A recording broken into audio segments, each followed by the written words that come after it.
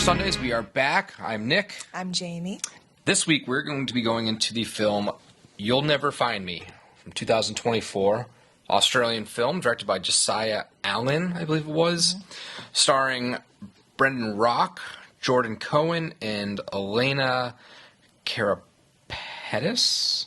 I think so. I don't know. There's only 3 people in this movie, so I should know how to say their names. I was going to say, and I think Indianna also directed this as well. I think it was just like a dual direction. Yeah. All right. Interesting. Yeah, this is a weird, new agey horror mystery thriller. Psychological thriller, yeah. Yeah, it's super, super low budget, almost non-existent budget.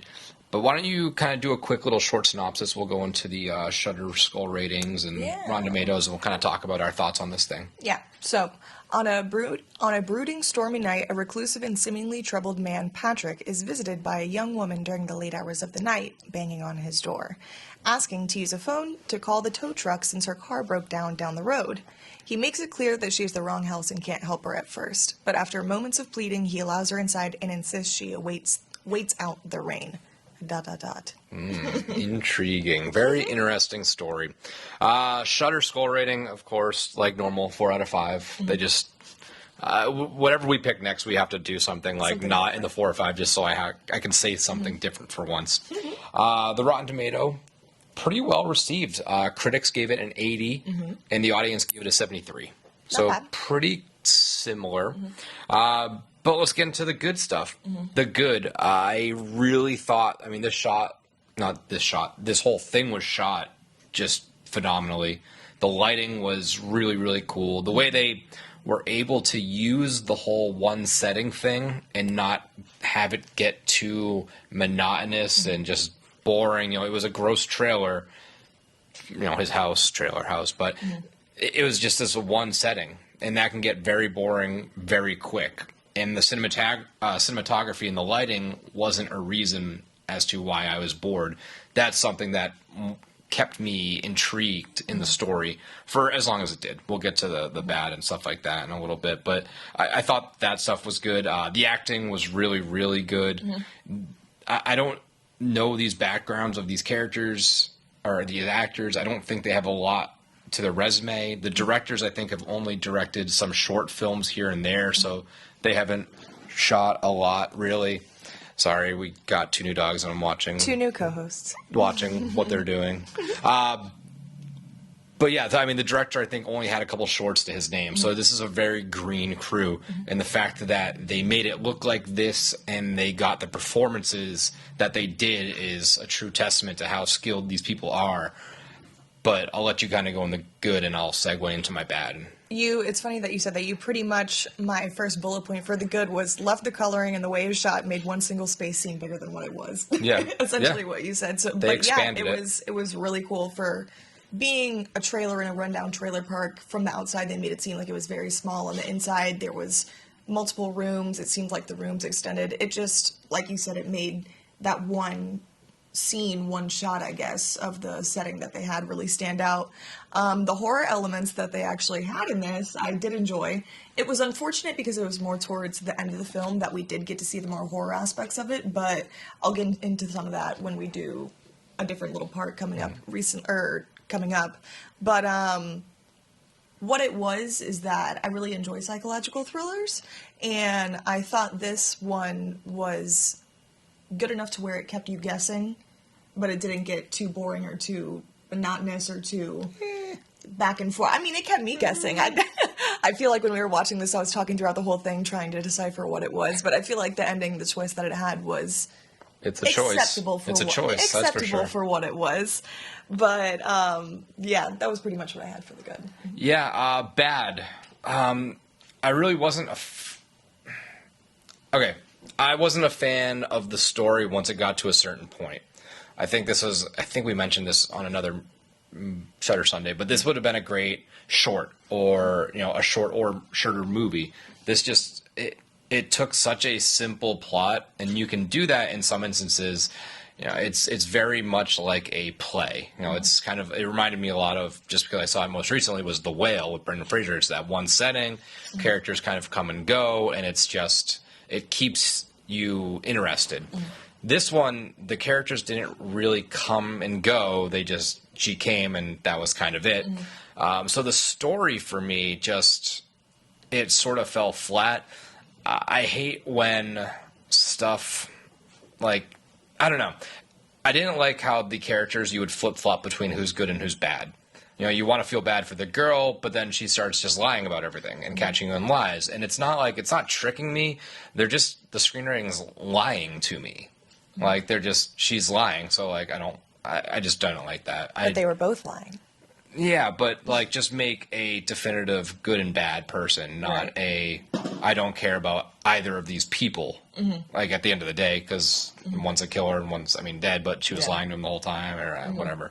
So I didn't really like the writing and the story. The dialogue was really good between the two, so that aspect of it was good, but just, like, the story, I think they had a simple idea. They wanted to get really fun and cute with it, and it just felt like they kind of stumbled over themselves, and then the ending just fell flat for me. I didn't enjoy the ending. I just didn't like that. I feel like it was kind of a good payoff. It could have been better because I feel like in the ending I interpret it differently than what it actually was. I feel like maybe 15 minutes or 10 minutes before the ending should have been the ending. I feel like it ended off that way. It dragged. I feel like that was one of the negatives of this movie because I kind of like the going back and forth between the characters, kind of like the who's who, trying to figure out who's the bad one, whatever. And it was kind of tough because it doesn't really get to the plot of the story till probably about 20 minutes, 30 minutes out before the film was over. Yeah. So I feel like that was kind of what kept me. And the film was only 90 minutes, and I feel like this was the longest like 2.5 90 minutes that we had watched in a movie in a long time. And that just comes to the story aspect where it's like, it just, at the absolute basic form of this story, it was just such a small thing, and they just stretched it as long as they possibly could, and they stretched it to this is a 60-minute movie or a 45-minute short, and it's better off to be that versus trying to just crank it out to be a full feature. But that's that. So top moment. What was like your number one moment that you were really, really excited for? So, like I had mentioned earlier in the good that I liked the horror aspects of this, there was one specific scene, kind of reminded me of Insidious when he's going into the further and he's going through the living room and there's or not the living room, I think it was the part of the house where it's all like the different like characters with like the sheets like over them and like the it was in like stuff, the living room area. Yeah, and there was a scene in this where it won't give away too much if I say it, but all the past women in Patrick's life, I guess, are all the ghosts of them haunting him in his house, and they're all lined up, kind of like spaced out in the living room with like bed sheets like over themselves, and he has to try to get out of the house and get through them, and they end up attacking him. And I thought that was actually a really cool scene. And I feel like that 15 minutes of those scenes that they had, kind of like the flashbacks of him, what was going on with the girls and what he did to them, I feel like that was the best part of the whole movie. Again, for me too, I mean, not to dip backwards to the bad, but one of the stuff that really just drives me nuts with movies is when like characters are so similar looking. A lot of the girls were so similar looking that I'm like, is it this person? Is that a different girl? I'm just confused. Like, just cast somebody with a different hair color. I'll agree, they were very similar looking. That was kind of hard to keep up with. Yeah. Top moment for me, as I said, I didn't really like the ending too much, but the shot at the end when he's just covered in blood with like the police colors flashing and stuff like that. The blue and the red lights flashing. I thought that was really, really cool. Best death or kill. Sorry, the dogs are going crazy under the table and having a field day with something.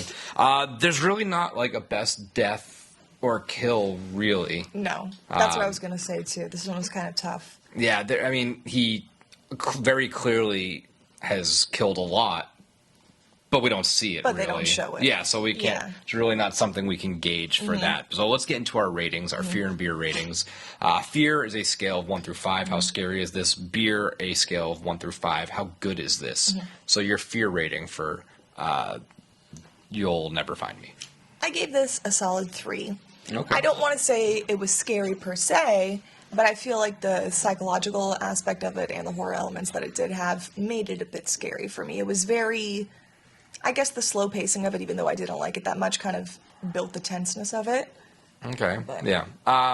1.5. Yeah, okay. It wasn't scary. No, It wasn't. Yeah. They could have built tension. They could have like done a lot, and I feel like every time they were sort of building a little tension, it just like reels itself back in. So it's just not. I mean, it's not a scary. It's thrillers typically don't scare me. It's just not something that I find scary. It's just hard to do that. So 1.5 for that. Beer rating 1 through 5. How much did you enjoy this?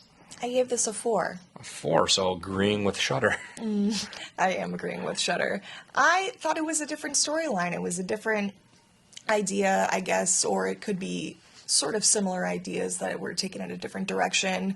Like you said, the acting was really good. The setting was really good for only being in one setting. They did the most with it, and it succeeded. The lighting was really nice. The acting, yeah. I mean, I liked it. It just sucks because like I really want to enjoy this. Like I said, I love the visuals. It's just the most important thing of a movie is the story, and when that's a negative for me, that's the other stuff can only bring it up so high. So I give this a 2. It's right below the halfway point for me. I'm probably not gonna go back to it. I thought this was one of the movies we've watched that you liked a little bit more than the others too. It's disappointing. No. Story, no, it was just, no. I just wish it had a little bit more. It was just too basic of a story, and I know I'm reiterating this point 1,000 times, but I'm very interested to see what these people do next. I don't know if the actors and the directors will work together again, but I'm interested to see what they do next because, I mean, whoever the director knows what they're doing, and whoever shot this movie knows what they're doing, and whoever lit this movie knew what they were doing. So, like, I'm interested to see them tackle something that just has a little bit more depth to it. So, but we'll see. Well, until next time, this is Nick. This is Jamie. We'll see you guys later.